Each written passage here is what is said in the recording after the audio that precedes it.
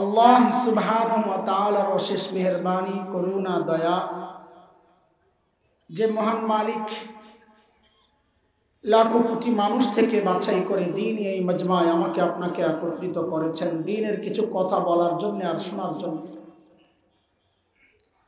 এটা মালিকের অনেক বড় দয়া আর করুণা। কুরআন আল কারীমের মধ্যে আসছে, মালিক বলেন, দিন বুঝার জন্যে, দিন মানার জন্যে, দিন শেখার জন্যে আমি যার দিলটা খুলে দেই, যার বক্ষ উন্মুক্ত করে দিই, দিন মানার মানসিকতা যাকে দান করি, ওই বান্দা সারাক্ষণ আমার স্পেশাল নূরের আওতায় থাকে।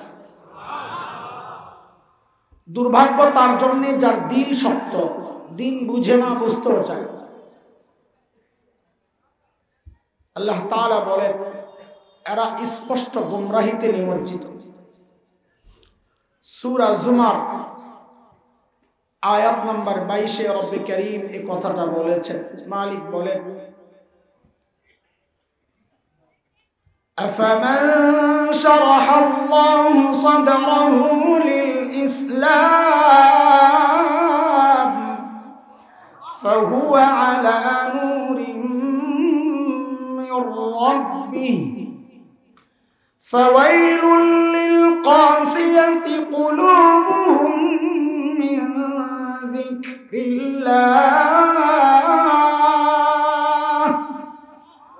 উলাইকা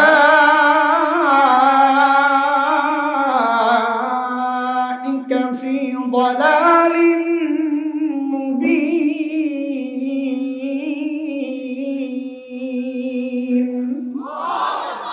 এই আয়াতের মধ্যে রব্বুল কারীম এই কথাগুলো বলেছেন। মুহতারাম হাজরিন, যে মহান মালিক এই নিয়ামতে আমাদেরকে ধন্য করলেন, ওই মালিকের শুকরিয়া আদায় করি, জবান খুলে প্রাণ খুলে কালিমাতুশ শুকর উচ্চারণ করি, আলহামদুলিল্লাহ। আমার আগে মুহতারাম আমাদের মাদ্রাসাগুলোর মাকসাদ সম্পর্কে আলোচনা করছিলেন।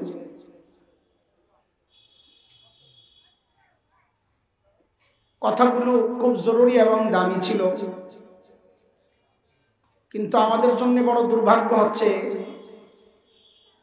আমাদের কথায় যতক্ষণ পর্যন্ত রং আর ঢং না ঢুকে ততক্ষণ পর্যন্ত শ্রোতাদের ভালো লাগে। একটা গজল, দুইটা টান, একটা আজান, এইলো ওয়াজের মূল। একটা গজল আসবে না তো কিসের ওয়াজ, গলা ভালো না। আর বিরোধিতা কারা করে, যে পারে না, এটাও আওয়াজ উঠাই দিছে। এগুলোর বিরোধিতা কারা করে, যে গজল পারে না, এই আওয়াজও উঠাই দিছে। এখানে গজল পারার দরকার কি? আমি ক্রিকেট খেলার বিরোধিতা করব, তার মানে আমি খেলতে পারি না বলে বিরোধিতা করতেছি? এটা কোনো কথা? বলে গজল আর ক্রিকেট খেলা কি এক? বুঝানোর জন্য বলা। আমরা কিতাবে পড়েছি তুলনার জন্যে, তাসবিহের জন্যে আদনা মুনাসাবাতি যথেষ্ট। কোন রকম লাগায় দিতে পারলেই তুলনা হয়ে যায়। উদ্দেশ্য হচ্ছে যেটা আমার উদ্দেশ্য না, এটা আমার পারার দরকার।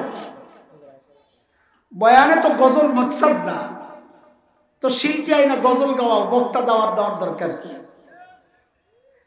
কারে বুঝাবো? ওই যে ঠিক একজন বলছে, বাকিরা কয় নিজে পারে না, এই জন্য বলতেছে। হ্যাঁ, আমি গজল টজল পারি না। ভাঙ্গা গলা দিয়ে আবার গজল কোয়া যায় নাকি? ফাটা বাঁশ দিয়ে বেশিতে বেশি বাইরে নিয়ে যায়। আঙ্গুর দিয়ে বাইরে থাকবে, অন্য কামে লাগবো না। হায় আল্লাহ! আলোচনা চলছিল মালিকের সাথে বান্দাকে জুড়ে দেওয়ার বিষয়। আমাদের মাকসাদ এটাই, অন্য কোনো মাকসাদ না। কওমি মাদ্রাসা, এই জন্য আমরা বলি কি জানেন, মাঝে মধ্যে আওয়াজ ওঠে আমাদের সংস্কারের কথা। কওমি মাদ্রাসার সংস্কার দরকার। ইংরেজি ঢুকাও, বিজ্ঞান ঢুকাও, এই সংস্কার দরকার। কেন রে ভাই? বলে এক একজন আলেম ডাক্তার হয়ে বাইর হবে, একজন আলেম ইঞ্জিনিয়ার হয়ে বাইর হবে। বাপরে বাপ, আমাদের জন্য কি মায়া! সুবহানাল্লাহ। কেন রে ভাই, আমি ডাক্তার হওয়ার দরকার কি? বাংলাদেশে ডাক্তারের অভাব পড়ছে। যদি বাংলাদেশে ডাক্তারের অভাব পড়তো তো আমরা কিছু মৌলবী ডাক্তার বানাইতাম। কেউ কেউ বলবে যে সেকেলে মৌলবী, একদম গাইয়া, মন প্রাণ উদার করতে পারে নাই, বড় বানাইতে পারে নাই। হ্যাঁ ভাই, আমি একেবারে সেকেল, একেবারেই গাইয়া। কিন্তু আমি তোমার একটা প্রশ্ন করি, তুমি কি কোনোদিন জানতে চেয়েছ যে ভাই এই প্রস্তাব নিয়ে কয়দিন মেডিকেল কলেজে গেছ, কয়দিন বুয়েটে গেছ, যে বুয়েটের শিক্ষা সিলেবাস সংস্কার করা দরকার, মেডিকেলের শিক্ষা সিলেবাস সংস্কার করা দরকার। বলে কেন? কয় ডাক্তারির সাথে কোরআন ঢুকাও, হাদিস ঢুকাও। বলে কি জন্যে? বলে একজন ডাক্তার যেন আলিম হইয়া বাইর হয়। কোনোদিন তো এটা বলো নাই। আমাদের জন্য তো মায়া কেন? ওই লাইনে আর কথা বলবো না, থাক, আমার আলোচনার লাইন পাল্টায় যাবে। ওদের মাকসাদ একটা, আমাদের ছাত্ররা যদি না খায়া মারা যায়, মনে রেখেন, তাও তাদেরকে বেকার বলা যাবে না। তোমরা চাকরি না পাইলে তোমরা বেকার, আলেম চাকরি না পাইলে আলেম বেকার না। কেন? কারণ তোমরা চাকরির জন্যই পড়ছো, আলেম চাকরির জন্য পড়ে না। তো কি জন্য পড়ছে? আলেমের পড়ার মাকসাদ কি? আরে বাপরে, আমার লেখাপড়া কি জেন্তের লেখাপড়া? ওই মাকসাদ আমি ঠিক করুন মিয়া? আমার লেখাপড়া তো জেন্তের লেখাপড়া না, এটা আসমানি ইলম। এর মাকসাদ আর টার্গেট আমি কি ঠিক করব? আমার মালিক ঠিক করে দিয়েছে। সূরা তাওবা আয়াত 122, মালিক মাকসাদ ঠিক করে দিয়েছে। وما كان المؤمنون لينفروا كافة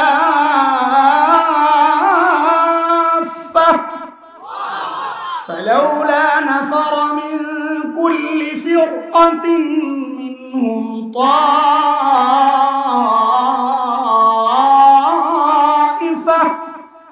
ليتفقهوا في الدين ولينذروا قومهم إذا رجعوا إليهم لعلهم يحذرون। আমার দিন শিখার মাকসাদ হচ্ছে দিন মানুষ পর্যন্ত পৌঁছায়া দেওয়া, হারানো বান্দাকে মালিকের সাথে জুড়ে দেওয়া। লেখাপড়া করার পর কোন আলেম যদি কাউকে সূরা ফাতিহাও শিখায়, আরে সালাম দাও যদি শিখায়, আর ওই আলেম যদি না খায়া মারা যায়, তাও তাকে বেকার বলা যাবে না। কারণ সে যে উদ্দেশ্যে লেখাপড়া করেছে, ওই উদ্দেশ্যে সে সফল। একজন মানুষকে তো সূরা ফাতিহা শিখায়, আলেম না খায়া থাকলে তাকে বেকার বলা যাবে না। বুঝে আসছে না কথা? এই যে কারবালগুলা শয়তানের চক্রান্ত, কিন্তু মানুষের সামনে দেখায় যে আমরা ভুলে আছি। এটা আল্লাহ তাআলা আমাদেরকে আগেই জানায়া রাখছে। আমি যে আয়াত পড়েছি ওই জন্যই পড়েছি যে উম্মতকে ভুল ভাঙানো দরকার। কে কি মনে করে জানি না, আমাদের দিলের অনুভূতি হচ্ছে আমরা ঠকি নাই, আলহামদুলিল্লাহ।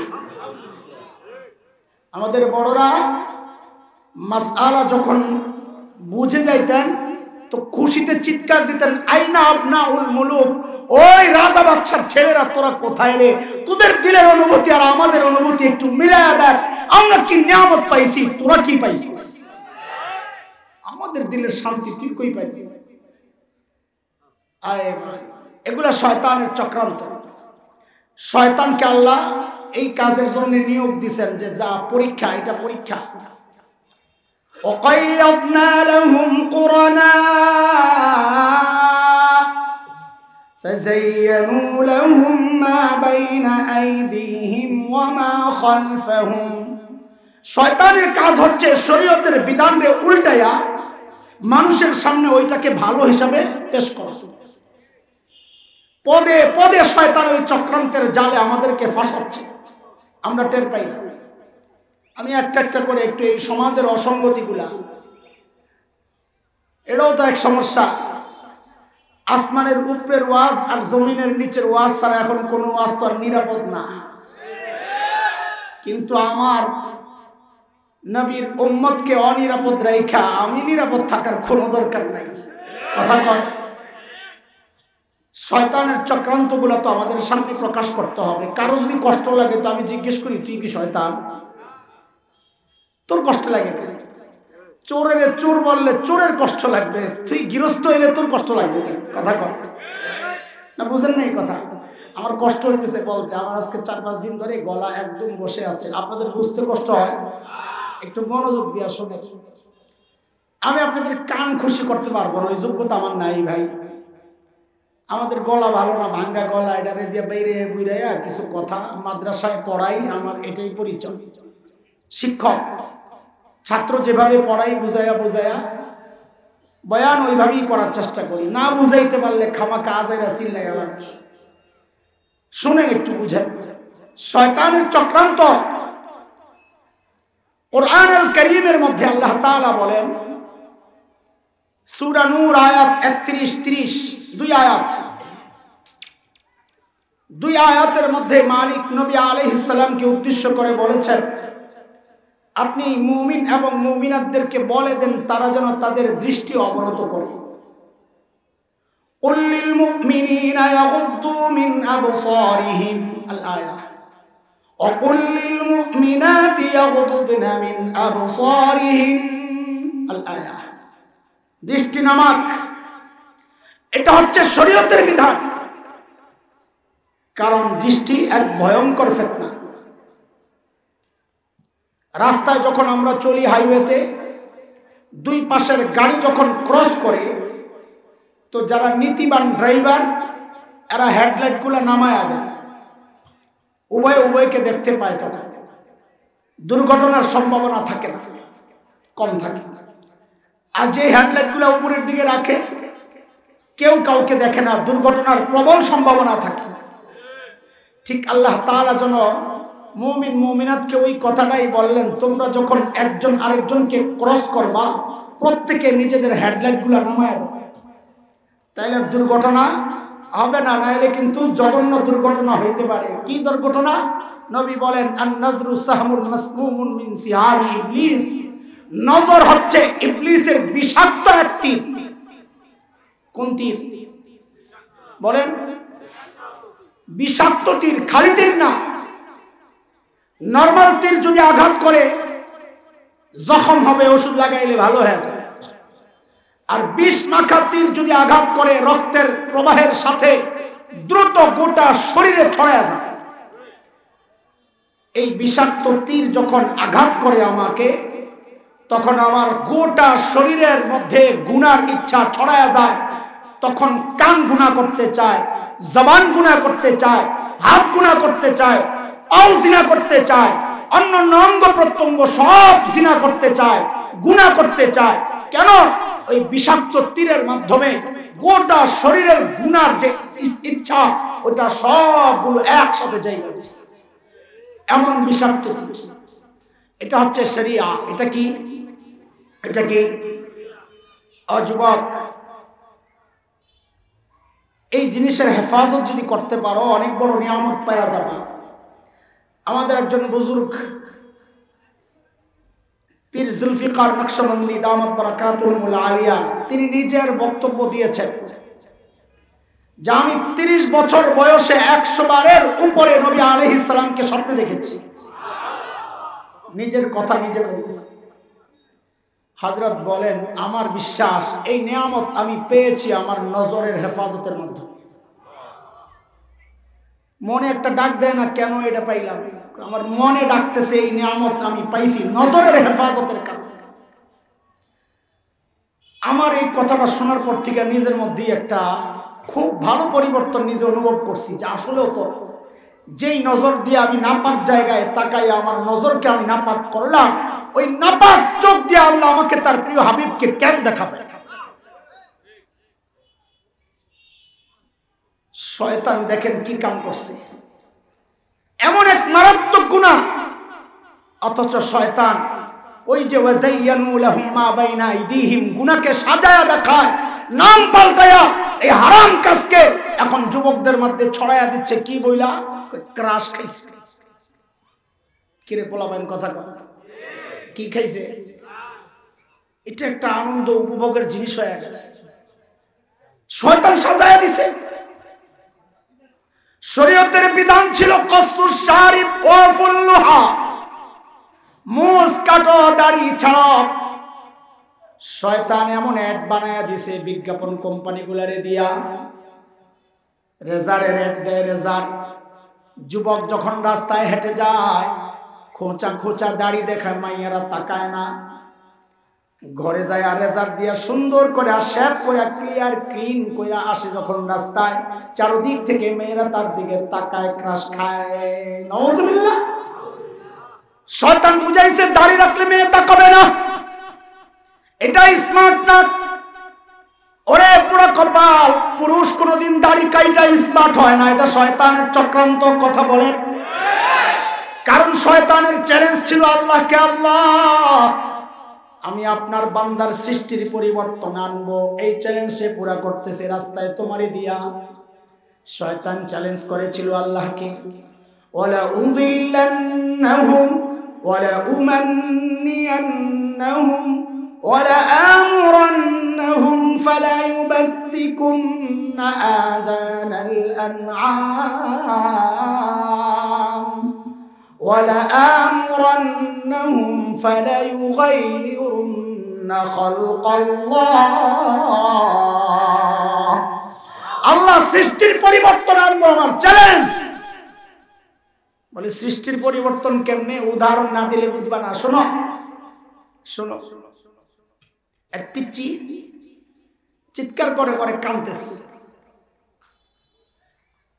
বড় দাড়িওয়ালা এক হুজুর দেখছে দৌড়ে যায় কোলে নিছে পিচ্চিরে যে ঘরে দাড়িওয়ালা লোক নাই পিচ্চিরা দাড়িওয়ালা দেখলে ভয় পায় এটাই স্বাভাবিক যেই হুজুর পিচ্চিরে ধরছে পিচ্চি যখন দিছে চিৎকার পাশে ছিল দাড়ি ছাড়া এক লোক দুনিয়ায় এমন বহু মানুষ আছে যারা দাড়িওয়ালা টুপিওয়ালা দেখলে চুলকানি শুরু হয় এটা শুধু নরসিংদী নাই আর সব জায়গায় আছে নরসিংদী থাকলেও মরজালে নাই ওই বেটাও ওই ক্যাটাগরি যেই দেখছে হুজুর ধরার কারণে পিচ্চির চিৎকার বেড়ে গেছে ওই বেটা পাইছে একটা সুযোগ পাবলিক তো খালি সুযোগে থাকে হুজুরকে কেমনে সাইজ করা যায় সুযোগ পাইয়াই মাইরা দিছে হুজুর ডাকলেন তো পিচ্চিরাও জঙ্গি করে ভয় পায় হুজুরে ব্যাককল পাইছো না এই মৌলবি কি হয় না কথা বলে কথাটা শুনতে খারাপ লাগে না কষ্ট লাগে আরে শুনে যার সিনায় আসমানি ইলম প্রকৃত ইলম যার সিনায় সে ব্যাককল না ব্যাককল তো তুমি আসমানি ইলম থেকে বঞ্চিত হইছো আমাদের একজন বিখ্যাত মুফাসসির ছিলেন না মুস্তাফা আল হুসাইনি রাহমাতুল্লাহি আলাইহি হুজুর এক ঘটনা শোনাইছেন আমাদেরকে মুফতি দেলোয়ার সাহেব মৌলবি যে ব্যাককল হয় না রিওয়ায়াত একদম মুত্তাসিল কোন ভেজাল নাই মুস্তাফা আল হুসাইনি রাহমাতুল্লাহি আলাইহি মাহফিল শেষে কোন হাইওয়ের পাশে কোন এক রেস্টুরেন্টে বসতেন খাইতে খাওয়া শেষে প্লেট সুন্নত তরিকায় চেটে চেটে খেয়ে হাড্ডি একটা ছিল ওটারে বৈশা বৈশা চাবায় পাশের টেবিলে এক ভদ্রলোক বসে বসে চা খায় কি খায় ওই যে সুলকানি দাড়িওয়ালা টুপিওয়ালা দেখলেন ওই কোম্পানির চায়ের কাপটা হাতে নিয়ে হুজুরের টেবিলের সামনে দাঁড়ায় বলে এক্সকিউজ মি হুজুর ইয়েস বলেন একটা কথা জিজ্ঞেস করতে চাই বলে করেন না বলে হুজুর আপনাদের এলাকায় কুকুরে কি খায় ওই যে হুজুরে হাড্ডি চাপাইতেছে যে বদমাইশে হুজুরে কুকুর বানানোর ফন্দি আপনাদের এলাকায় কুকুরে কি খায় অসভ্য মনে করছে ব্যাককল হুজুর এটা জিজ্ঞেস করলে কানতে কানতে রাজানি বেহুশ হয়ে টেবিলের মধ্যে পড়ে যাবে এত খবর না এটা জানতেন হুজুর না এটা মহাপণ্ডিত হুজুর যেই জিজ্ঞেস করছে আপনাদের এলাকায় কুত্তায় কি খায় হুজুর আর দেরি করে নাই সাথে সাথে কয় আমাদের এলাকায় কুত্তায় চা খায় মৌলবি কি হয় না কথা বলে না আহারে কাসেম নানতুবি রাহমাতুল্লাহি আলাইহি কত বড় মানুষ ইংরেজ বিরোধী আন্দোলনের অন্যতম সিপাহসালার যার কথায় গোটা ভারতবর্ষের হিন্দু মুসলমান উঠে বসে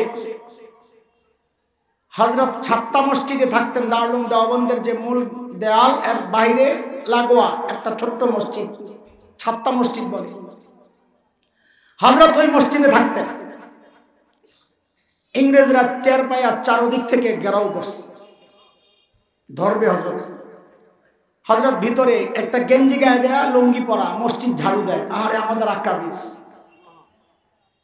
ইংরেজরা ঢুইকা হযরতরে দেখে মনে করছে মসজিদের খাদেম, কারণ এগো ধারণা এত বড় নেতা, পেটটা তো কমপক্ষে দেওয়ান বাকি হুজুর মতো হওয়া দরকার। এগো ধারণা ছিল এমন। তো যায়া কাসেম নানু তুমি কে জিজ্ঞেস করতেছে, ওই কাসেম নানু তুমি কাহা হয়? কাকে জিজ্ঞেস করতেছে? কাসেম নানু তুমি বলছেন ভালো বিপদে, যদি বলেন मैं हूं তো গ্রেফতার হন, আর যদি বলেন পাতা নেই আমি জানি না তো মিথ্যা হয়। ওই মৌলবী কি হয় না, হেডলাইন মনে আছে তো না? আড়াই দেশ না। কাসেম নানু তুমি কি করলেন? যেখানে দাঁড়ায় ছিলেন ওখান থেকে সইরা এই জায়গায় আসছে, তো আগের জায়গা ফাঁকা হয়েছে না? এমন একটা ভাব লইছেন যে বুঝতে একটু দেরি হয়েছে। হ্যাঁ কি আবার কাসেম নানু তুমি? ও আচ্ছা, ও তো আবি হাতে, উনি তো একটু আগে এখানেই ছিল। তো কথা তো ঠিকই আছে, একটু আগে এখানে ছিল, এখন তো সইরা এই জায়গায়। ইংরেজরা মনে করছে একটু আগে এখানে ছিল, এখন বুঝি পালায় গেছে। আল্লাহ। সাইয়েদনা আবু বকর মৌলবী কি হয় না? সব মৌলবীগুলো লিডার কে? আরে নবী আলাইহিস সালাম ছাড়া। আবু বকর আমগো গুরু। আল্লাহু আকবার, কি মানুষ আবু বকর, সরল সোজা। কিন্তু ব্যাকল না, ওটা বুঝাইতেছি।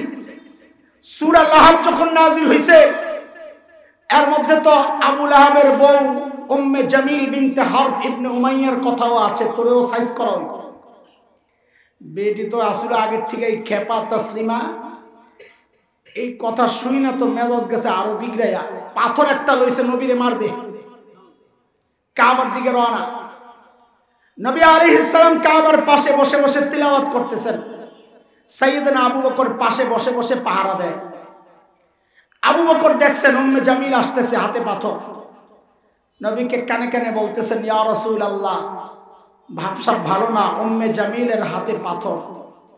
নবী বলেন, আবু বকর আপনি চিন্তা করেন না, উম্মে জামিলরে আসতে দেন, ও আমারে দেখবি না।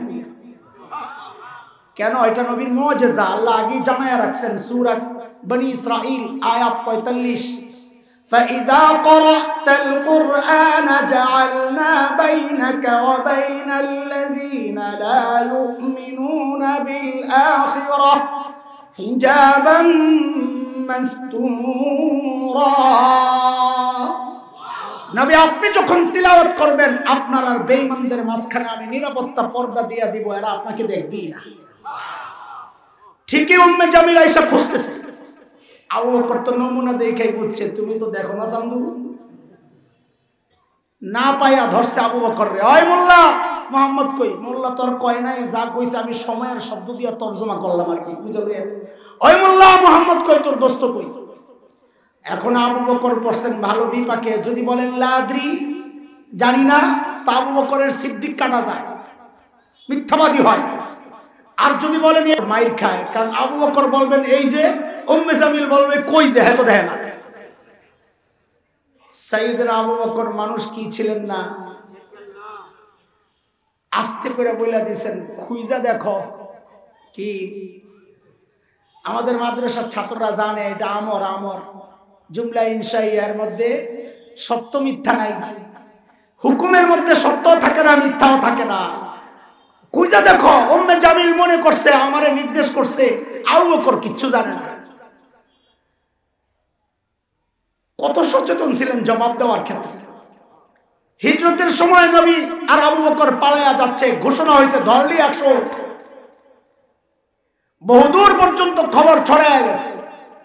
এমন জায়গায়ও খবর ছড়ায় গেছে যারা নবীও চিনে না, আবু বকরও চিনে না, তারাও খুঁজে যদি লাইগা যায়। এক জায়গায় পায়া গেছে এক কাফেলা, নবীকে আর আবু বকরকে। আবু বকর সামনে, নবী পেছনে।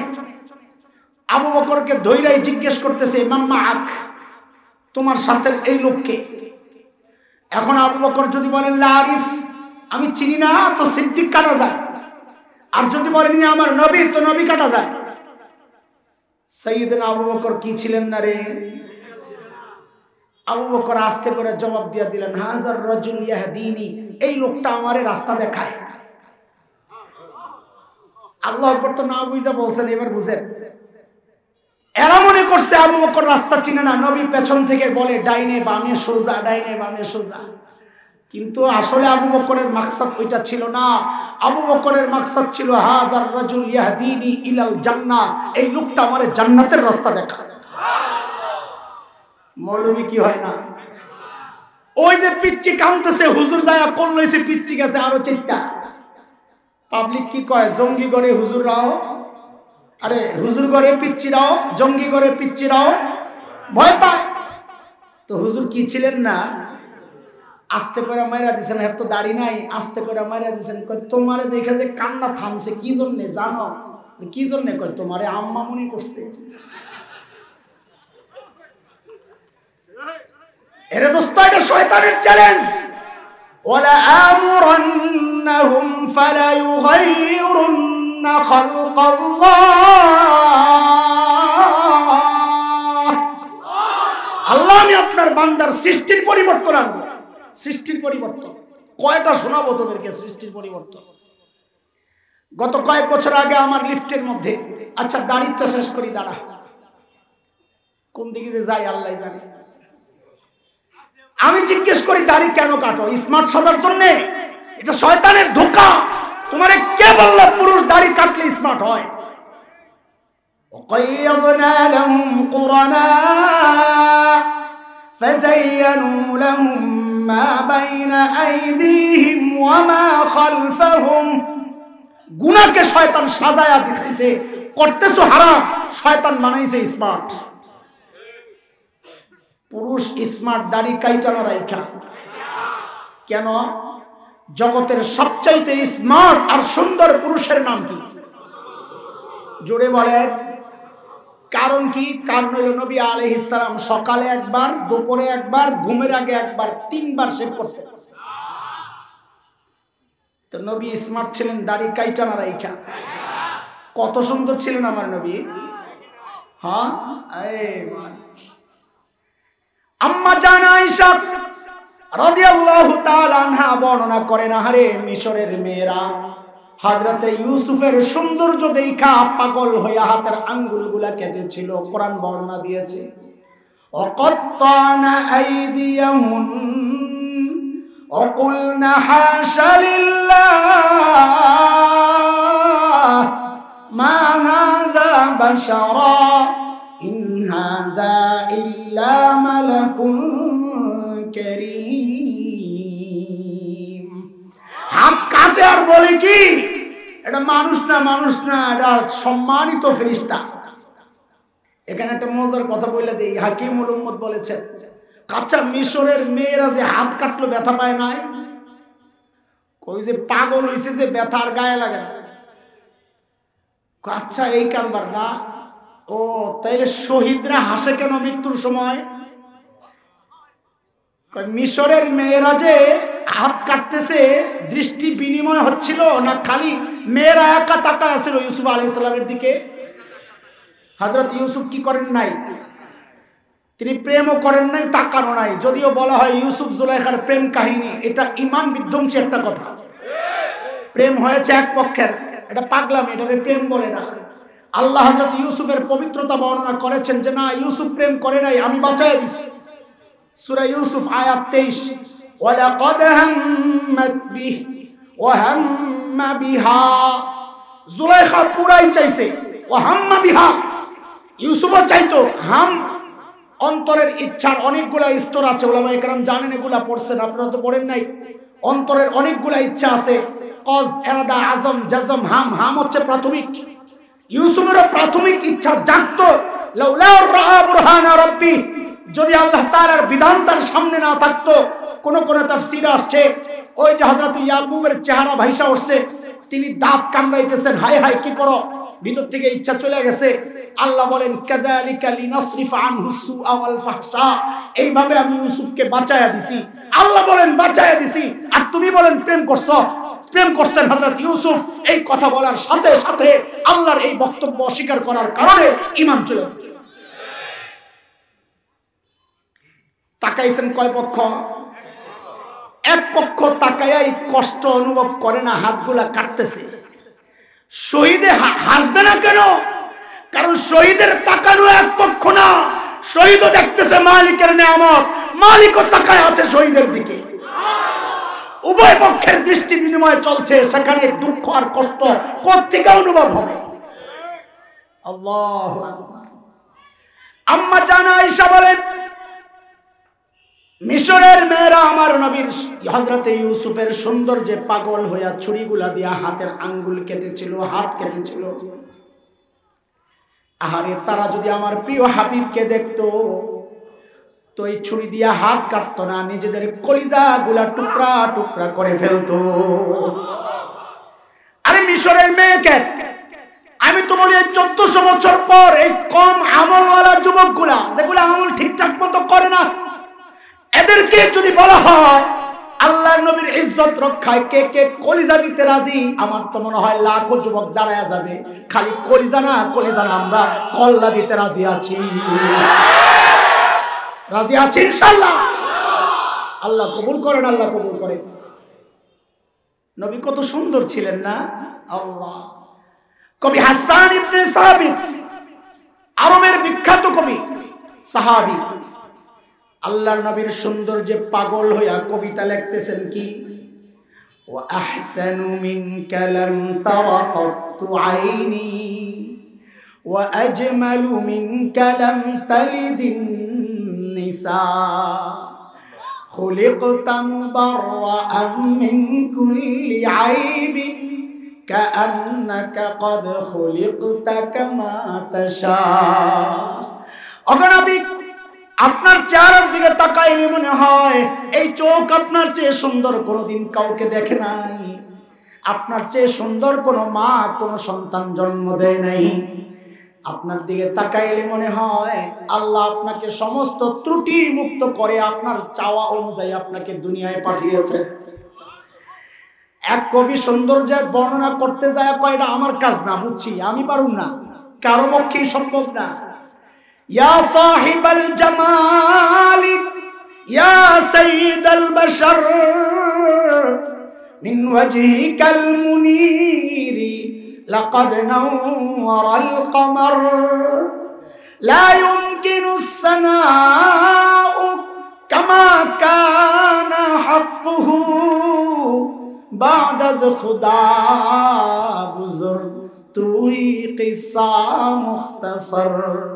ও সৌন্দর্যের বরপুত্র, আপনার চেহারার দিকে তাকাইলে মনে হয় ওই চাঁদ আপনার চেহারার আলো দিয়ে আলোকিত হয়েছে।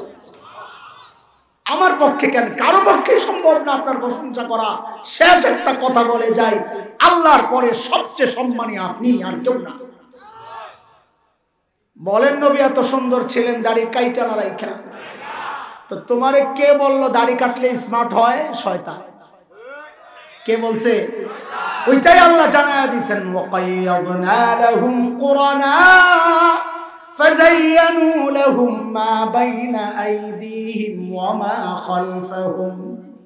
এরে দোস্ত, এই দাড়ি অনেক বড় নিয়ামত, অনেক বড় নিয়ামত, তুমি কেন কাটো? হাকিমুল উম্মত মুজাদ্দিদ মিল্লাত হযরত মাওলানা আশরাফ আলী থানভী রাহমাতুল্লাহি আলাইহির বড় খলিফা খাজা আজিজুল হাসান মজজুব রাহমাতুল্লাহি আলাইহি, লোকেরা জিজ্ঞেস করলেন, হযরত আল্লাহর সামনে আপনি কি আমল পেশ করবেন, কি আমল দেখাইবেন? উদ্দেশ্য হচ্ছে নিশ্চয়ই ওই আমলটা স্পেশাল, আমরাও করব। কিন্তু বড়রা তো আমাদের মতো না, আমরা আমল করি অল্প, ভাবি অনেক কিছু করছি, আর বড়রা আমল করতেন অনেক আর ভাবতেন কিছুই করি নাই। খাজা আজিজুল হাসান মজজুব বলেন, মালিকের সামনে পেশ করার মতো আমার কোনো আমল তো নাই। হ্যাঁ, আমি একটা কাজ করব, আমি মনে মনে সিদ্ধান্ত নিয়ে রেখেছি। বলে কি করবেন? বলে আমি আমার দাড়িগুলা ধরবো মালিকের সামনে। হায় হায় হায়, এর যুবক কাটার আগে একবার খালি ভাব। হযরত খাজা আজিজুল হাসান মজজুব বলে, আমি আমার দাড়িগুলা মালিকের সামনে এভাবে ধরা বলবো, তেরে মাহবুব কি আরব शबाहत लेकर आया हो, हकीकत तो इसको कर दे मैं सूरत लेकर आया हूँ। अल्लाहु अकबर। ओगो मालिक তোমার হাবিবের সূরত ধইরা আসছি, আমার আর কোনো পুঁজি নাই, একটাই পুঁজি তোমার হাবিবের সূরত। ওগো মালিক আমি জানি তোমার হাবিবেরটা আসল, আমারটা নকল।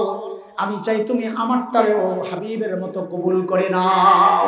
বলে এটাই আমার পুঁজি। এটা কত বড় পুঁজি, এটা কত বড় পুঁজি তো শোনো। আমাদের বড়দের উদাহরণ এটা, আমার কোনো কথা নাই, বড়দের কথাগুলো নকল করে করে এনে শোনায় দিতেছি, আমার কোনো পুঁজি নাই। তো বলে এক মা, সন্তান হারানো মা, সন্তানের একটা ছবি আছে, এই ছবিটা ঠোঁটে লাগায়, চোখে লাগায়, কপালে লাগায়, বুকে লাগায়। আহারে আমার কলিজার ধনের ছবি। আমি জিজ্ঞেস করি এই ছবির মধ্যে সন্তানের গোশত আছে কয় কেজি? কথা বলে। হাড্ডি আছে কয়টা? তাতেই মা এটা এত মহব্বত করে। তো একজন বলে কি এই ছবিটা দেখা দেখা নিজের কষ্ট বাড়ানোর দরকার কি, ছবিটা পড়ে ফেলে। তো মা একদম চমকায় উঠছে, আরে বলো কি, আমার কলিজার ধনের ছবি, আমি পড়তে রাজি না। তো বড় বলেন দেখো দেখো কারবার দেখো, মার কলিজায় সন্তানের জন্য যতটা মহব্বত, আল্লাহর কাছে বান্দা এর চেয়ে হাজার কোটি গুণ বেশি প্রিয়। তার মধ্যে নবী আলাইহিস সালাম তো আরো বেশি। মা সন্তানকে যতটা মহব্বত করে, আল্লাহ তার হাবিবকে তার চেয়ে হাজার কোটি গুণ বেশি মহব্বত করে। কথা ঠিক কিনা?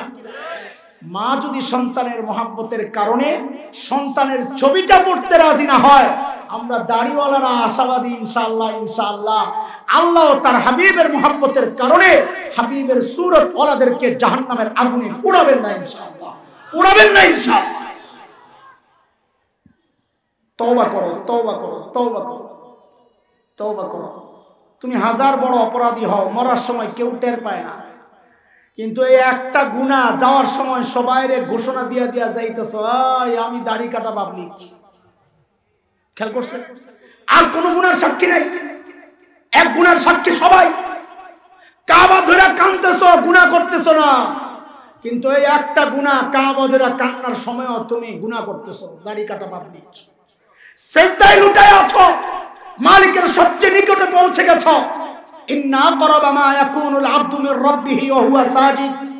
একজন বান্দা আল্লাহর সবচেয়ে নিকটে পৌঁছে কখন? যখন সে সেজদায় লুটায়। তুমি সবচেয়ে কাছে চলে গেছো মালিকের, ওই অবস্থায় মালিক বলতেছে বান্দা তুই গুনাহগার, তুই দাড়ি কাটছিস। আরাফার ময়দানে কাঁদতেছো, শয়তানের সবচেয়ে কষ্টের মুহূর্ত, দূরে যায় জামা টামা ছিঁড়া টিড়া, চুল টুল ছিঁড়া, শয়তান পাগল প্রায়, কাদের পিছনে মেহনত করলাম, সব গুনাহ সাফ করে ফেলাইতেছে। ওই অবস্থায় তুমি গুনাহ করতেছো, তুমি দাড়ি কাটা পাবলিক। চিন্তা করা যায় এটা কত ভয়ঙ্কর জিনিস, অথচ কত ইজি ভাবে আমি কাইটা ফেলতেছি। কেন? স্মার্ট সাজার জন্য শয়তান তোরে ধোঁকা দিছে। দাড়ি কাইটা স্মার্ট হওয়া যায় না, দাড়ি কাটলে পুরুষের সূরত থেকে শয়তান তোকে নারীর সূরত বানায়া ছাড়ে। এটা শয়তানের চ্যালেঞ্জ। মাথাগুলার অবস্থা কি ওইটা বলতেছিলাম। কয়েক বছর আগে আমার লিফটে, আমি বাসার লিফটে পিচ্ছি একটা উঠছে, কানের মধ্যে শয়তানের লেঞ্জা ঢুকানো, বুঝেননি, হেডফোন দেখি খালি এরকম মাথা ঝুঁকায়। তো বুঝছি ওই যা শুনতেছে ওটা তালে তালে নাচতেছে। কিন্তু আমার তার চুল দেখে আমার বড় অবাক লাগতেছে, কোন চুল রাখছে, এন্দা চাষা এন্দা চাষা। আগেরকার দিনে গরু চুর ধরলে মানুষ যেমন সাচ্চা ঝুঁচা দিত, এমন পোলা মানে এটা হয়ে গেছে ফ্যাশন। কথা কয় না? তা আমি আর কানের থেকে এগুলো খুইলা কইলাম, আঙ্কেল এটা কোন স্টাইলের চুল রাখলা তুমি? আঙ্কেল বিশ্বকাপ চলতেছে জানেন না? আমি রাত্রে গই লইলে তোরা যেমনি চিৎকার দেস, না জানার উপায় আছে রে? হ্যাঁ আঙ্কেল, আমি কই এটা বিশ্বকাপের সাথে কি সম্পর্ক? আঙ্কেল এটা নেইমার কাটিং। কি কাটিং? একজন খেলোয়াড় আছে, ওই খেলোয়াড় বলে এইভাবে চুল রাখছে। হ্যাঁ ওই জন্য রাখছে। তা আমি হাসি, আরে শয়তানের কারবার দেখো, কি রে কি বানায় দিছে। আমি বলি আঙ্কেল বাসায় যায় আয়নায় দেখবা, এটা নেইমার কাটিং না। তাই মনে করছে আঙ্কেল তো আমার চেয়ে অভিজ্ঞ, মানে অন্য কোনো খেলোয়াড়ের মতো হয়ে গেছে কাটিংটা। মনোযোগ দিয়ে শুনতেছে, আঙ্কেল তাহলে কার কাটিং? আমি বাসায় যায় আয়নায় দেখবা, দেখবা এটা নেইমার কাটিং না, এটা মোরগের পাশা কাটিং। কারবার দেখছেন? জীব জন্তুর মাথা বানাইয়া দিছে শয়তান, আর এটার নাম দিছে ফ্যাশন। আল্লাহ কয় আমি তো সতর্ক করছি তোরে, ওয়াকাইয়াবনা লাহুম কুরানা ফাযায়্যানু লাহুম মা বাইনা আইদিহিম ওয়া মা খালফাহুম। কয়টা শোনাব? শরীয়তের বিধান হচ্ছে মা আসফালা মিনাল কাবাইনি মিনাল ইজারি ফিন্নার। যে পুরুষের কাপড় টাকনুর নিচে চলে যায় সে জাহান্নামী, নাউযুবিল্লাহ। এই হাদিস কে কে জানেন না? হাত তোলেন। পুরুষের টাকনুর নিচে কাপড় পরা হারাম, এই হাদিস কে কে জানেন না? দেখছেন কারবার? আছেন কেউ? নাই। অথচ বাংলাদেশের 95% উপরে মানুষ এই গুনায় লিপ্ত। কিন্তু মসজিদে গেলে আর মনে পড়ে যে না এটা গুনাহ। নামাজের আগে দিয়ে প্যান্ট পরা শুরু করে। দেখছেন? আমি ধরি মাঝে মধ্যে, আমার মসজিদে আমি খুব বলি এগুলারে, ওয়াশ হয় ওয়াশ। তো বলি এই যে মসজিদে আইসা প্যান্ট উপরে ওঠা, এটা তো নামাজের ফরজ না, এটা পুরুষের ফরজ। টাকনুর উপরে কাপড়, এটা নামাজের ফরজ না পুরুষের ফরজ? পুরুষের ফরজ। তা আপনি যে এখন মসজিদে আইসা উঠাইতেছেন, আপনি কি বুঝাইতে চান বলেন তো? আপনি মসজিদে আসলে বেটা, মসজিদের বাইরে গেলে বেড়ি। কথা কয় না? আর এটার নাম দিছে ফ্যাশন। করতেছে হারাম, নাম দিছে কি? কথা বলে। করছে হারাম, নাম দিছে কি? ফ্যাশন। অথচ ঘটনা দেখেন, নতুন ফ্যাশন বেরিয়েছে এখন, মাইয়াদের পায়জামা উঠতেছে উপরের দিকে। কথা ঠিক? এগুলা কি বাইরের দুনিয়ার কথা না, এই সমাজের কথা না? আসমানের উপরে যামুগা, জমিনের নিচে ঢুকে যাই।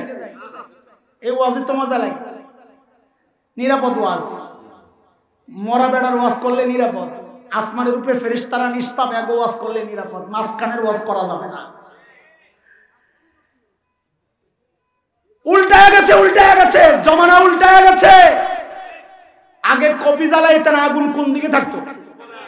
হারিকেন জ্বালাইতেন কোন দিকে থাকতো? এখন কোন দিকে আছে? দেখছেন কি অবস্থা? জমানা। কথা কয়। শরীয়তের বিধান ছিল পুরুষের কাপড় উপরে টাকনুর নিচে, উপরে মেয়ের কাপড় যাবে টাকনুর নিচে। শয়তান এটারে উল্টায়া ফ্যাশন বানাইছে কি? পুরুষেরটা যাবে নিচে, মেয়েরটা যাবে উপরের দিকে। তুমি কার চক্রান্তে পড়ছো খবর আছে তোমার? শরীয়তের বিধান ছিল ওয়ালা ইউবদিনা যিনাতাহুন্না। এরে মেয়েদের মা বাবা ভাই স্বামীরা একটু খেয়াল করে শোনো। শরীয়তের বিধান ছিল ওয়ালা ইউবদিনা যিনাতাহুন্না, নারীরা যেন তাদের সৌন্দর্য প্রকাশ না করে। সূরা নূর আয়াত 31। নারীরা যেন তাদের সৌন্দর্য প্রকাশ না করে, এটা পর্দার মূল কথা। পর্দার মূল কথা, নারীরা যেন তাদের সৌন্দর্য প্রকাশ না করে। শয়তান আইসা আমার মা বোনদেরকে বুঝাইছে তুমি একটা বোরকা পরো, রং বেরঙের বোরকা, স্টাইলিস্ট ফ্যাশনের বোরকা, ফ্যাশনের বোরকা। এখানে পাথর বসানো থাকবে, কোমরের কুচি থাকবে, ফিতা থাকবে, টানা মারো, অঙ্গ প্রত্যঙ্গ সব ভাসাও। হুন্না কাসিয়াতুন আরিয়াত, পোশাক পয়রাও উলঙ্গ। এই অংশের ব্যাখ্যা মুফতি তাকি ওসমানী দামাত বারাকাতুহুল আলিয়া করেছেন। পোশাক পরেও উলঙ্গ 3 কারণে হইতে পারে। কয় কারণ? হয় চিল্লা কর।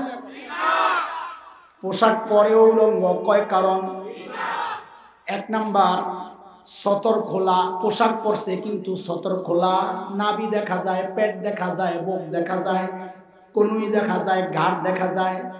পোশাক পইরাও উলঙ্গ। হুন্না কাসিয়াতুন আরিয়াত। বুঝা আসছে? এই সমাজে আসেনি এরকম পোশাক পরনেওয়ালা? সমাজ তো বলে সে পোশাক পরছে ফ্যাশনের পোশাক, অথচ শরীয়ত বলে সে ল্যাংটা। শরীয়ত বলে 1 নাম্বার। 2 নাম্বার, পোশাক পরছে ফিনফিনে পোশাক, ঢাকছে পুরাই কিন্তু কাপড়ের ফাঁক দিয়া শরীর দেখা যায়। আছে আছে এই পোশাক পরে সমাজে। নবী বলেন হুন্না কাসিয়াতুন আরিয়াত, পোশাক পরাও ল্যাংটা। আরেকটা ব্যাখ্যা মুফতি তাকি ওসমানী বলেছেন, আমার কথা না, কোন নারী যদি টাইট ফিট পোশাক পরে, যে পোশাকের কারণে তার শরীরের ভাঁজগুলো প্রকাশ পায়, অঙ্গ প্রকাশ পায়, আহারে বলতেও তো লজ্জা লাগে, শুনতেও কেমন কেমন লাগে, কিন্তু আমাদের তো বলা লাগবে, নাইলে ঠিক হইব কেমনে? এইরকম পোশাক যদি কেউ পরে, বোরকা পরার পরেও তাকে উলঙ্গ বলতে হবে। হুন্না কাসিয়াতুন আরিয়াত, বোরকা পরাও ল্যাংটা, কথা বল ঠিক কিনা? শয়তান কি কারবার করছে দেখছেন? আপনার এই বোরকা পরাও ল্যাংটা বানায় দিছে। আল্লাহ এটা আগেই জানায়া দিয়েছেন, ওয়াকাইয়াদনা লাহুম কুরানা ফাযায়্যানু লাহুম মা বাইনা আইদিহিম ওয়া মা খালফাহুম। কয়টা শোনাবো আপনাদেরকে, শুনেন। এখন আওয়াজ আসছে, ওই যে বলতেছিলাম ওয়ালা ইউদ্দিনা যিনাতাহুন্না, সৌন্দর্য গোপন করা এটা পর্দার মূল কথা, ঠিক আছে না? অথচ শয়তান এটারে উল্টায়া কি বানাইছে দেখেন। বড় বড় প্রসাধনী কোম্পানির দিয়া সুন্দরী প্রতিযোগিতা করায়, লাক্স চ্যানেল আই সুন্দরী প্রতিযোগিতা দেখছেন? আর প্রতিযোগিতা দেখেন নাই? সাইনবোর্ড তো দেখছেন না? তাও দেখেন নাই? রাস্তার পাশে বিশাল বিলবোর্ড লাগায়, বিশাল বিলবোর্ডের মধ্যে বেডিগো ছবি, উপরের দিকে স্লোগান, স্লোগান কি? অদেখা তোমায় দেখিয়ে দাও, অদেখা তোমায়, বলেন না, অদেখা তোমায় দেখিয়ে দাও। সুন্দরী প্রতিযোগিতার স্লোগান এটা, অদেখা তোমায় দেখিয়ে দাও। আহারে মুসলমান, এই সুন্দরী প্রতিযোগিতা কারা যায়? বোরকাওয়ালারা না আগের থেকে যারা ল্যাংটা? কোন পর্দানশীল নারী যায়? আগের থেকে যারা খোলাখুলি চলে তারাই তো যায়। তো হ্যাঁ, তো আগের থেকেই খোলা কাপড় অল্প একটু পরে, এরই বলতেছে অদেখা তোমায় দেখিয়ে দাও। তোমার যা যা এখনো পুরুষরা দেখে নাই, খুইলা ল্যাংটা হইয়া ওইটাও দেখায়া দাও। এটার নাম দিছে সুন্দরী প্রতিযোগিতা। নাম দিছে কি? কথা কয় না? নাম দিছে কি? সুন্দরী প্রতিযোগিতা। সৌন্দর্য প্রকাশ করো, অথচ শরীয়তের বিধান উল্টা। ওয়ালা ইউদ্দিনা যিনাতাহুন্না, নারীরা যেন তাদের সৌন্দর্য প্রকাশ না করে। শয়তান কয় প্রকাশ করতে বললে তো করবে না। সুন্দরী প্রতিযোগিতার নামে আমি নারীগুলারে রাস্তায় নামাইয়া ল্যাংটা করাইয়া ছেড়ে দিব। আল্লাহ বলেন আমি আগেই সতর্ক করেছিলাম, ওয়াকাইয়াদনা লাহুম কুরানা ফাযায়্যানু লাহুম মা বাইনা আইদিহিম ওয়া মা খালফাহুম। বুঝতেছেন কথাবার্তা? একটু অন্য লাইনের কথাবার্তা চলতেছে না? ভাল লাগে না? বুঝি আমরা। শুনেন শুনেন শুনেন, এখন আরেক স্লোগান দিয়া দিছে পরিকল্পনা মন্ত্রণালয় থেকে, জন্ম নিয়ন্ত্রণ, দুটি সন্তান সুখের জন্য, দুটি সন্তান যথেষ্ট। নাউজুবিল্লাহ। চিল্লায় কর, এত আস্তে কেন চিল্লায়? আর জোরে। এ কত ভয়ঙ্কর খবর, কত ভয়ঙ্কর খবর। দুটি হলে যথেষ্ট, একটি কি জানি কয়েকটি হলে ভালো হয়? হ্যাঁ, দুটি সন্তানের বেশি নয়, একটি হলে ভালো হয়। আহারে শরীয়ত কি বলে? শরীয়ত বলে তাজাওয়াজুল ওয়াদুদাল ওয়ালুদ ফাইন্নী মুকাসিরুন বিকুমুল উমাম। ওই নারীকে বিয়ে করো যে নারী সন্তান বেশি দেয়, যে নারী স্বামীকে ভালোবাসে, ওই নারী বেশি বিয়ে করো। কেন? নবী বলেন সন্তান বেশি হবে, আমার উম্মত বেশি হবে, আমি হাসরের মাঠে গর্ব করব। নবীর গর্বের জায়গায় তুমি কুঠারাঘাত করতেছ, আর নাম দিছো সুখী সংসার। নাম দিছো কি? আবার দলিল দেয় কোরআন দিয়া, কি দিয়া? কত বড় বাটপা কন্যা, ওরে বাটপা। দলিল দেয় কি দিয়া? খেয়াল করেন, দলিল দেয় ইন্নামা আমওয়ালুকুম ওয়া আওলাদুকুম ফিতনা। সম্পদ এবং সন্তান ফিতনা। ফিতনা যেহেতু কম লও, ফিতনা কইমা যাইব। দেখছেন কারবার? কিন্তু কত বড় বাটপার খেয়াল করছেন নি? আল্লাহ কয়টার কথা কইছে? ইন্নামা আমওয়ালুকুম, নিশ্চয়ই তোমাদের মাল, এক নাম্বার। দুই নাম্বার তোমাদের সন্তান। কয়টা? কয়টা হইলো? ফিতনা আল্লাহ কয়টারে কইছে? আর কথা কয় না? আল্লাহ বলছে তোমাদের মালও ফিতনা, তোমাদের সন্তানও ফিতনা। এই আয়াতের উপর আমল করে এরা কয় জন্ম নিয়ন্ত্রণ, সন্তান কমাও। গাদা, আল্লাহ আগে মালের কথা কইছে। ফিতনা যদি হয় মালও ফিতনা, তোর টাকা পয়সা সব আমারে দিয়ালা। কথা কয়? আরে কথা বলেন, বুঝেন নাই কথা? আল্লাহ বলেন ইন্নামা আমওয়ালুকুম, আগে কোনটা বলছে? আগে কোনটা? ইন্নামা আমওয়ালুকুম। আল্লাহ আগে বলেছেন তোমার মাল ফিতনা, তোমার সন্তান ফিতনা। এগুলারে সঠিকভাবে প্রয়োগ কইরো, ব্যবহার কইরো, এটা হলো উদ্দেশ্য। কমাইতে কয় নাই, সন্তান বাড়াইতে হবে। মুজাহিদ দরকার আমাদের। কি দরকার? ইউরোপ আমেরিকায় সন্তান কমানোর কথা বলা হয় না, উন্নত দেশের সন্তান হইলে বোনাস দেয়, বোনাস কি দেয়, কি দেয়? আমগো দেশে কেন এই নিয়ম? খাইব কোত্থেকে? গাদা। ওই যে কলকাতার অমৃত সেন নোবেল পুরস্কার পাইছে অর্থনীতিতে, কিসে কিসে? তার গবেষণার থিসিস কি ছিল জানেন? থিসিস ছিল মানুষ বাড়লে তার রিজিক কমে না, মানুষ বাড়লে খাদ্যের অভাব হয় না। তার গবেষণা ছিল এইটাই, মানুষ বাড়ার সাথে সাথে খাদ্য বাড়ে, কারণ হাত বাড়তেছে, কর্ম হাত বাড়তেছে, খাবারের যোগানও বাড়তেছে। বলেন তো এখন বাজারে যা পাওয়া যায় 10 বছর আগে তা পাওয়া গেছে? আগে আঙ্গুর কিন্তু রুগীর জন্য, কিসের জন্য? আর কথা কয় না কিসের জন্য? আর এখন আমরা ওয়াজ করতে আইলে এতগুলা দেয় আঙ্গুর, এতগুলা কমলা। আগে সারা বাজার খুঁজে একটা কমলা পাওয়া যায় না, কথা কম। সারা বাজার খুঁজে একটা আপেল পাওয়া যায় নাই।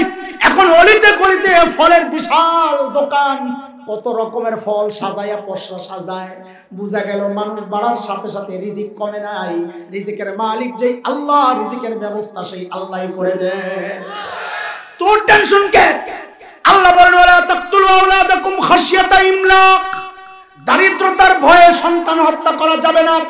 এরাই আবার মানব অধিকারের কথা বলে। আরে মানব অধিকার দিলে তো ইসলাম দিয়েছে মানুষের অধিকার। কেন কয়? তোমরা তো জন্মের পরে অধিকারের চিন্তা করো, আর ইসলাম মানুষটা দুনিয়ায় আসার আগের থেকেই তার জীবনের অধিকারের চিন্তা কইরা বলছে ভ্রূণ হত্যা করা যাবে না, পেটের সন্তান হত্যা করা যাবে না। মানুষ দুনিয়ায় আসার আগের থেকে ইসলাম মানুষের নিরাপত্তার গ্যারান্টি দিয়েছে। কথা বলেন, কয়টা বলবো বলে? শরীয়তের বিধান ছিল মাসনা ওয়া সুলাসা ওয়া রুবা, বিয়া করবা 3টা 2টা 3টা 4টা, যদি ক্ষমতা থাকে। কয়টা? কয়টা? কয়টা? কখন? কখন? আগে কি কইছে? 2টা 3টা 4টা, না পারলে যদি ইনসাফ না করা যায় তো কয়টা? ওটা হলো না পারলে দ্বিতীয় অপশন। প্রথম অপশন হচ্ছে 2টা 3টা 4টা। এখন যদি এই ওয়াজ করি তো বলবো এই যে চরিত্রহীন হুজুর, এই হুজুরের চরিত্র ঠিক নাই। কথা বলে। অথচ শরীয়তের বিধান হচ্ছে ওই অসহায় বিধবা নারীর আশ্রয় দাও।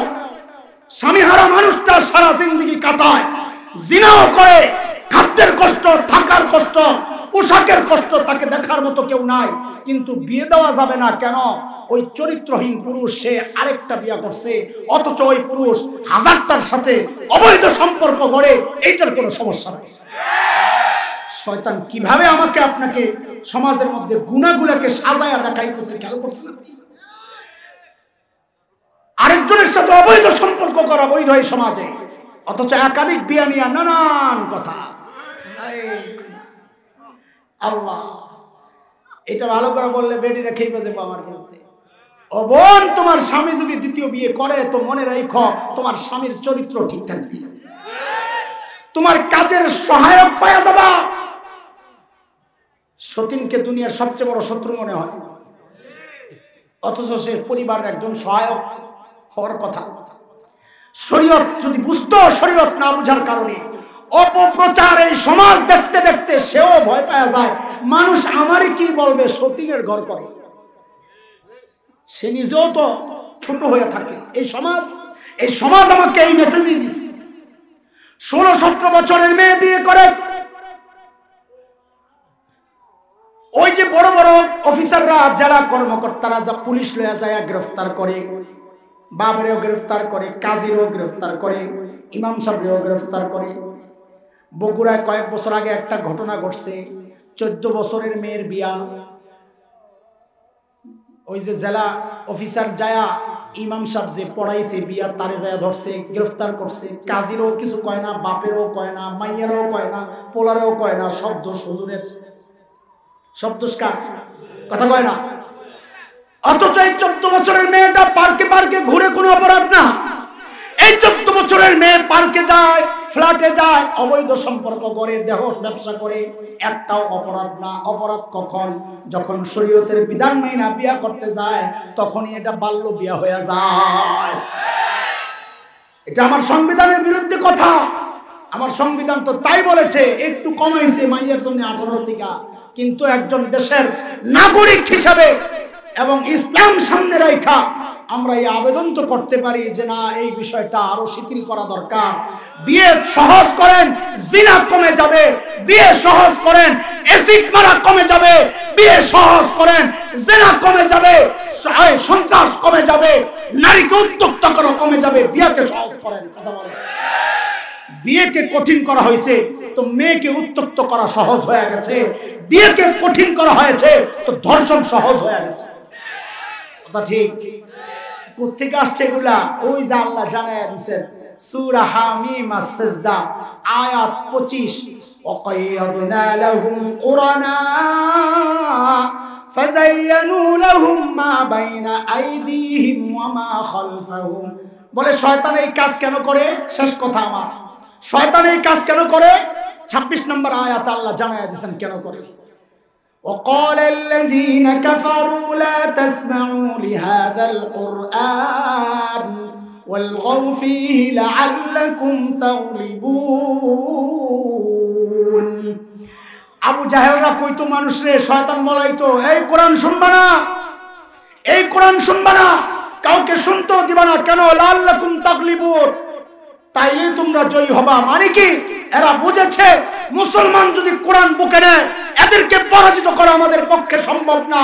মুসলমানদেরকে পরাজিত করার রাস্তা একটাই, শরীয়তের বিধান থেকে, কোরআনের বিধান থেকে মুসলমানকে দূরে সরায়া দাও। মালিকের রহমত থেকে মুসলমান বিচ্ছিন্ন হয়ে যাবে, তখন তাদেরকে পাকড়াও করা, দমানো আমাদের জন্য সহজ হয়ে যাবে। কথা বুঝে আসতেছে? এই আন্দোলন তাদের। ঠিক এর বিপরীত আন্দোলন হচ্ছে কওমি মাদ্রাসা, যেখান থেকে আমার আলোচনা শুরু হয়েছিল। আমার যে ভাই আমার আগে কথা বলছিলেন কওমি মাদ্রাসা নিয়ে, আমাদের কাজ হচ্ছে উম্মতকে মালিকের সাথে জুড়ে দেওয়া, বান্দাকে মালিকের সাথে জুড়ে দেওয়া। শয়তানের কাজ হচ্ছে মালিক থেকে বিচ্ছিন্ন করা। সূরা আরাফ আয়াত 16 পারা 8 হাফিজে কোরআন পৃষ্ঠা 11 5 লাইন শয়তান আল্লাহকে জানায় দিয়েছে এটা। قال فبما أغويتني لأقعدن لهم صراطك المستقيم। আল্লাহ যাদের কারণে আপনি আমারে তাড়ায়া দিয়েছেন, আমি এদেরকে ছাড়ব না। বলে কি করবি? বলে যে সিরাতে মুস্তাকিম দিয়ে আপনার কাছে আসবে। সিরাতে মুস্তাকিম হচ্ছে কোরআনুল কারীম। কোরআনুল কারীম দেখেন, নামাজের মধ্যে আমরা দোয়া করি আল্লাহর কাছে, ইহদিনাস সিরাতাল মুস্তাকিম পড়ি না? আল্লাহ আমারে সরল পথ দেখাও। হাদিসে আসছে বান্দা যখন এই দোয়া করে আল্লাহ সাথে সাথে জবাব দেন, ওয়ালি আব্দি মা সাআলা, আমার বান্দা যা চাইলো আমি দিয়ে দিলাম। কই দিল? কই দিল? কই দিল? কই বুঝুনই কই দিল? সিরাতে মুস্তাকিম চাইছো না? কাহা ওই যে সূরা ফাতিহার পরে কি পড়তে হয় রে? কথা কয় না? আমিন। আমিন তো বাহিরের জিনিস, না পড়লে কি আয়া যায়? সূরা ফাতিহার পরে সূরা মিলাইতে হয়, আয়াত মিলাইতে হয়। আল্লাহ বলেন তোর দোয়া নগদে কবুল। কই কই যার পরে যেটা ওইটাই তোর দোয়া। মানে সিরাতে মুস্তাকিম হচ্ছে কোরআন শরীফ। নগদ দোয়া কবুল। সিরাতে মুস্তাকিম চাইছো, আমি দিয়া দিছি, আর পরের থেকে পড়া শুরু করো, ওইটাই সিরাত মুস্তাকিম।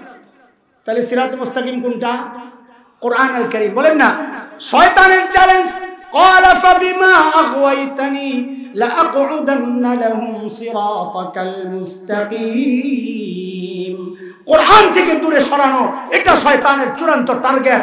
আর এই মাদ্রাসাওয়ালাদের টার্গেট, এই ইসলাহি জোরের টার্গেট হচ্ছে মানুষকে কোরআনমুখী কইরা মালিকের সাথে জড়িয়ে দেওয়া। চক্রান্ত যতই আসুক প্রতিহত করতে আমরা রাজি, প্রস্তুত আছি ইনশাআল্লাহ। কার চক্রান্ত? না আবার আরেকজন অন্য কিছু মনে করেন না। শয়তানের চক্রান্ত থেকে বাঁচার উপায় কি? যখনই মনে করবেন যে উল্টা পাল্টা কিছু হইতেছে, মালিক কোন বন্ধুর বাড়িতে যদি বেড়াইতে যান, শেষ কথা আমার, কোন বন্ধুর বাড়িতে যদি বেড়াইতে যান, যায় যদি দেখেন কুত্তা বান্ধা, তো কি করেন? কি করবেন? তিনটা অপশন। কয়টা?